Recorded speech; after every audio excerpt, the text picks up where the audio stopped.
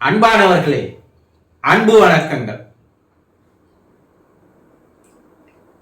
இறந்தவர் இறந்து போனவர்களாக நீங்கள் நினைத்துக் கொண்டிருக்கிறீர்கள். அவர் தான் இறந்துட்டாருங்க. அவர் வாழ்ந்த போது என் மேல எவ்வளவு அன்பா இருந்தார் தெரியுமா? எவ்வளவு பாசமா இருந்தார் தெரியுமா? எவ்வளவு நேசம் காட்டினாங்க தெரியுமா? எவ்வளவு அரவணைப்பாக இருந்தாங்க தெரியுமா? எங்க மேல எவ்வளவு அக்கறையா இருந்தாங்க தெரியுமா? உலகத்துல வேறு ஒருவரால் அது போல் இருந்திருக்க முடியாது, இருக்க முடியாது. ஒரு பெண்ணை கேட்டீங்கன்னா, அவர் தந்தை இறந்து போயிருந்தா, என் தந்தை மாதிரி என் மீது அன்பு வைத்தவர்கள் இந்த உலகத்தில் யாருமே இல்லை.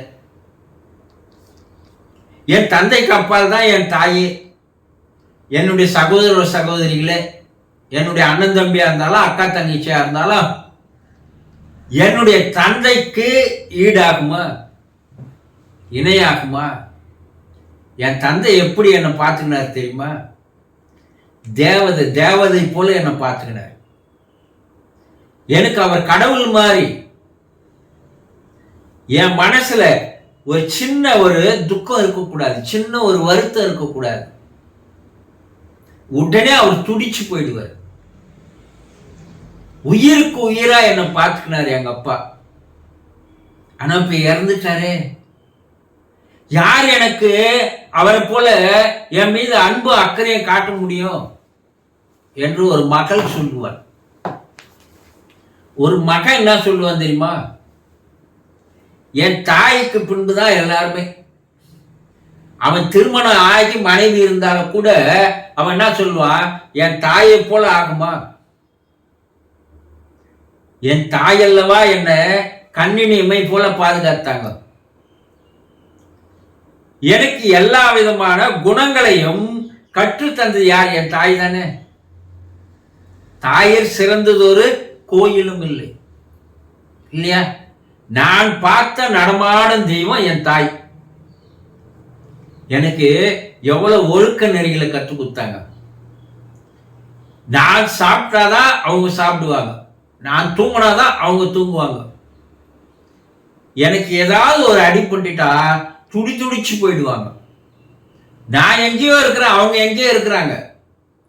இருந்தாலும் என் தாய் என்னை நினைத்து கொண்டே இருப்பதை நான் எத்தனையோ முறை உணர்ந்து இருக்கிறேன். ஒரு நாளைக்கு 100 தடவையாவது என் நினைப்பை தவிர அவங்களுக்கு வேற நினைப்பே கிடையாது. அப்படி வாழ்ந்தவங்க என்னை விட்டு போயிட்டாங்களே, இறந்து போயிட்டாங்களே. இனி யார் என்ன அது போல பாதுகாத்துக்க முடியும்? யார் என் மீது அன்பை செலுத்த முடியும்? இப்படி சொல்ற பிள்ளைகள் இருப்பதை பார்க்கிறோம். இதே போலதான் கணவன் மனைவி உறவு. ஒரு மனைவி இறந்துட்டா ஒரு கணவன் அவளை போல யாருமே இல்லைங்க. என் தாய்க்கு பின்னாடி அவதான் என்ன தாயா இருந்து என்னை பாதுகாத்துக்கினா. நான் எவ்வளவு கோபம் காட்டினாலும் அவ முகம் சுளிக்கவே மாட்டா, அதை தப்பாவே எடுத்துக்க மாட்டா. நான் திட்டினாலும் அடுத்த நிமிடம் வந்து என்கிட்ட பேசுவா. இப்ப இல்லையே. அது பெரிய சோகமா இருக்குது எனக்கு வாழ்க்கையில. இது போல ஒரு பெரிய சோகம், ஒரு துக்கம், ஒரு பிரிவு வேறு யாருக்குமே வரக்கூடாது. வாழவே பிடிக்கல. நாளெல்லாம் அவளை பார்த்துனே இருந்துட்டு, அவளோடு பழகினே இருந்துட்டு, இப்ப இல்லைன்னா நான் என்ன பண்ணுவது என்று ஒரு கணவன் துடிப்பதை பார்க்கிறோம். அவ போயிட்டா, இனிமேல் யார் என்ன காப்பாத்துறது, யார் என்ன பார்த்துக்கிறது? இப்படி கணவன் சொல்றான். கணவன் போயிட்டா மனைவி இதே போல சொல்றா. அவர் தானே எனக்கு ஆதரவா இருந்தார், அவர் தானே என் மேல அன்பு காட்டினார், எனக்கு எல்லாம் அவர் தானே, அவரை தவிர வேற உலகம் எனக்கு இல்லையே, அவரை தவிர வேற கடவுள் எனக்கு இல்லையே. இப்படி மனைவி சொல்வதை பார்த்திருக்கிறோம், இல்லையா? இவர்கள் எல்லாம் என்ன நினைக்கிறாங்க?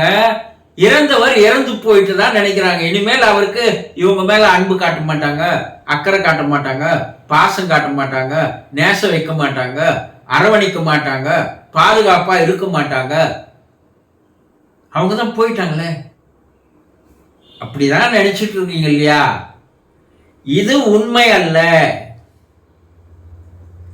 அவர்கள் இறந்து போனாலும் அவர்கள் ஆவி உலகில இருந்து கொண்டு உங்க பூமியில நீங்க வாழ்ந்த போது, அவர் உங்களோடு வாழ்ந்த போது எது மாதிரியாக உங்கள் மீது அன்பு செலுத்தினாரோ, பாசம் வைத்தாரோ, நேசம் வைத்தாரோ, அக்கறை வைத்திருந்தாலோ, அரவணைப்பு தந்தாரோ, இதை விட 100 மடங்கு அதிகமாக இப்போது அவர்கள் அதே அன்பை உங்களுக்கு செலுத்தி கொண்டிருக்கிறார்கள்.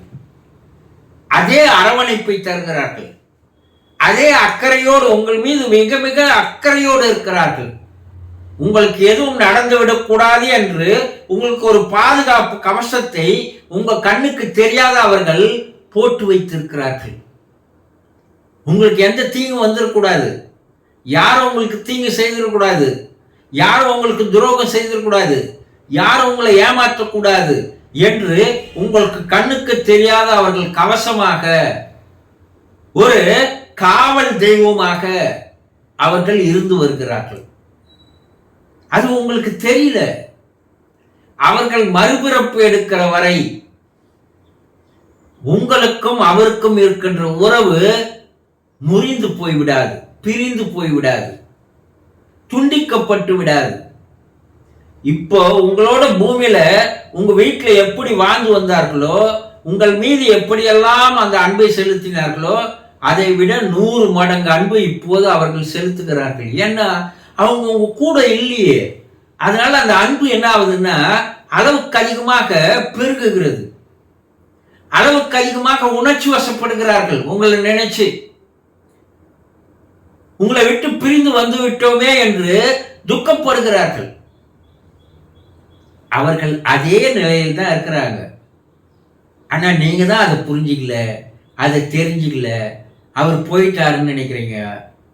அவர் எங்கேயும் போய்விடவில்லை. சூட்சமாக உங்களோடவே இருக்கிறார். உங்களுக்கு எது ஒன்றும் எந்த நல்லதை செய்யலாம், எது உங்களுக்கு செய்யலாம் என்பதை நினைத்து நினைத்து அவர் செய்வதற்கு தயாராக இருக்கிறார்.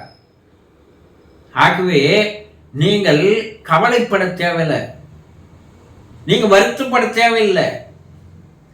அவர்கள் அதே அன்போடு, அதே அக்கறையோடு, அதே பாசத்தோடு, அதே நேசத்தோடு, அதே அரவணைப்போடு இப்போதும் இருக்கிறார்கள் என்பதை தெரிந்து கொள்ளுங்கள். சந்தோஷம்.